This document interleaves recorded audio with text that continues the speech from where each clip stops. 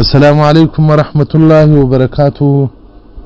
د محمد رسول الله صلی الله علیه وسلم محبت پر موږ باندې فرض دی، که نارینه یو که زنانه یو. نو ځکه صحابه کرام رضی الله تعالی عنهم اجمعین تر هر چا ډېر محبت کاوه.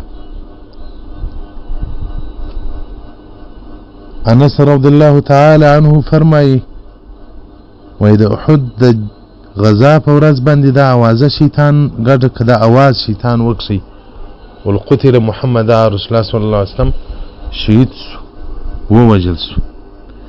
دا اوازه ولاړه د مدینې منورې کوڅو ته هم ورسېده چې رسول الله صلی الله علیه وسلم شهید سوی دی. او د احد په صحنه کې د صحابه کرام ډېر وه چې دا خبره یې واورېده چې محمد رسول الله صلی الله علیه وسلم شهید سوی دی. شو یې کار پرېښو، ځای پر ځای کښېنستل. داسې ډېر صحابه کرام وه چې ځای پر ځای کښېنستل، باران نه سوی ولاړېدلی. خو دلته بیا بعضې صحابه کرام الله جل جلاله د غرو غوندې زړونه ورکړي وه، ثابت قدمه پاتې سول. د هغو مناقب سیارت هم بیا درته بیان کړو. نو انس راته ووایي په مدینة المنوره کې یو صحابیه وه چې دا خبره یې واورېده چې محمد رسول الله صلی الله علیه وسلم شهید سوی دی. لچ پښو له مدینة المنورې سره راریده، د احد پورې ډېره لار ده او رازغلي او پوړونه یې په غاړه کې ول پروت دي. جنازې په مخه ورلې. صحابه کرام څه ورته وایي؟ قالو ابوکی زوجکی اخوکی ابنکی. وای څلور جنازې په مخه ورلې. انس راته وایي نه رامعلومېږي چې کوم یوه به اوله جنازه په مخه ورغلي. صحابه کرام وایي پلار دې شهید سوی دی، جنازه یې ده. دا وایي این محمد رسول الله صلی الله علیه وسلم چیرې دی؟ صحابه کرام ورته میړه دې شهید سوی دی، زوی دې شهید سوی دی، ورور دې شهید سوی دی. دا څه ورته وایي؟ ما فعل رسول الله صلی الله علیه وسلم. رسول الله صلی الله علیه وسلم څنګه دی؟ صحابه کرام ورته په مخ کې دی ورس. دا چې کوم وخت د محمد رسول الله صلی الله علیه وسلم حضور ته رال او رسول الله صلی الله علیه وسلم بارک یې ولیدی، دا پړونه یې راټول کړي. ثم قال بأمي أنت وأمي يا رسول ما مور پلار دې تر تا قربان سي یا رسول الله، لا أبالي إذا سلمت من عطب. هیڅ مشکل نه لري چې هر څو شهیدان زما په کور کې سوي دي، کوم پلار شهید دي، کوم ورور شهید دي، کوم میړه شهید دي، کوم زوی شهید دي، هېڅ پروا نه لري چې ته بچاوي.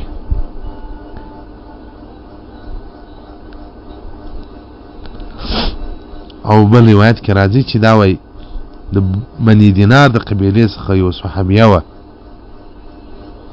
وایي دا چې رسول الله صلی الله علیه وسلم بارک یې ولیدی، دې په جواب کې ورته کل مصیبت بعدک جلل، هر مصیبت ستا له مصیبته بعد کوچنی او اسانه دی، ستا مصیبت ګران دی. نو صحابه کرام رضی الله تعالی عنهم اجمعین ته د رسول الله صلی الله علیه وسلم مصیبت ډېر ګران و، ډېر محبت یې ورسره درلودی. ګوره تر مور تر پلار تر خاوند تر ورور تر هر څه یې رسول الله صلی الله علیه وسلم ځان تقریب کړی. او دغه رنګه معاذ رضی الله تعالی عنه د بدر په ورځ باندې چې مسلمانان لږ وه، کافران ډېر وه. مسلمانانو سره د جهاد او د جنگ اسباب لږ وه، د کافرانو سره د جنگ اسباب ډېر وه. سعد بن معاذ رضی الله تعالی عنه رسول الله صلی الله علیه وسلم ته وایي یا رسول الله موږ به تا ته یو څاله در جوړ کړو. عریش په عربي کې دا څالې ته وایي چې په دا پالیزو کې جوړه سوي، څلور لرګي جګ کې بیا خاشي پر اوارې کې لاندې سایه یي. هغه ځای کې اوس مسجد عریش په نامه باندې دی. دلته رسول الله صلی الله علیه وسلم لمونځ هم کړی دي، دعاوې هم کړي دي. معاذ رضی الله مبارک سعد بن معاذ رضی الله رسول الله صلی الله علیه وسلم ته وایي موږ به تا ته څاله در جوړ کړو یا رسول الله، موږ جنګ ته ورشو کېږو، که موږ کامیابه سو الله نصرت راکړي، دا زموږ مقصد دی چې کامیابه سو، دا خو زموږ ارمان دی چې کامیابه سو.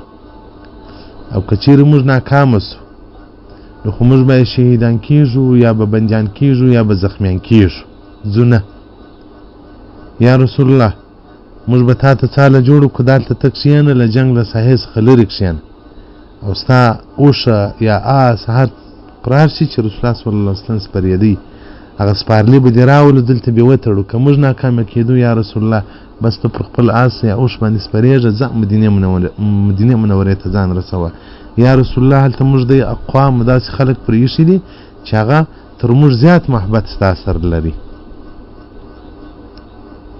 او ته چې مدینة المنورې ته ولاړ شې هغه خلک به ستا انتظار وي موږ که شهیدان شو زموږ کورو کې به دومره غم نه وي او ته که شهید شوې ته که زخمي شوې ته که بندي شوې خدای نکرده دا غټ مصیبت دی رسول الله صلی الله علیه وسلم د ده مشوره ومنله او د تې ډېرې دعاې وکولې هغه څاله یې جوړه کړله رسول الله صلی الله علیه وسلم اوښه یې راوستله دلته یې ودروله چویه کله رسول الله صلی الله علیه وسلم بارک سره بل هېڅوک نه دي پاتې شوی یو صدیق رضی الله تعالی عنه ورسره پاتې شو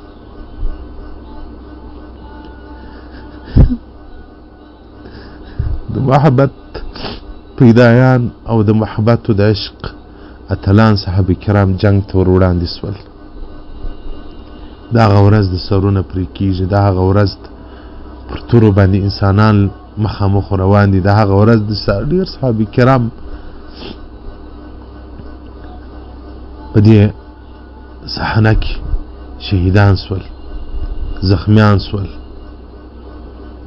رسول الله صلی الله علیه وسلم بارک لاس پورته کړی دي دعا کوي صدیق راته نو مبارک وایي دا پټو بیا راوورېدې ما به ور پورته کړي رسول الله صلی الله علیه وسلم دعا کوي چې یا رب زما اصحابو ته نصرت ورکړه نو صحابه کرامو د رسول الله صلی الله علیه وسلم حقیقت او د هغه شان پېژندلی وو نو ځکه یې محبت دومره اندازه و چې تر مور او تر پلار تر هر چا زیات محبت ورسره کاوه نو موږ لره هم پکار ده چې محبت د رسول الله صلی الله علیه وسلم بارک وکړو نو په دا درودو کې محترمینو برخه را سره اخلي په دا درودو کې شراکت را سره کوي دا دې موږ تاسو ټول محبین او عاشقان جوړ کړي الله جل جلاله دې په دنیا او په آخرت کې د مجاورت او د همسایګۍ بیا را نصیب کړي سبحان نمبر 1 محبة النبي صلى الله عليه وسلم وتعظيمه والسلام عليكم ورحمة الله وبركاته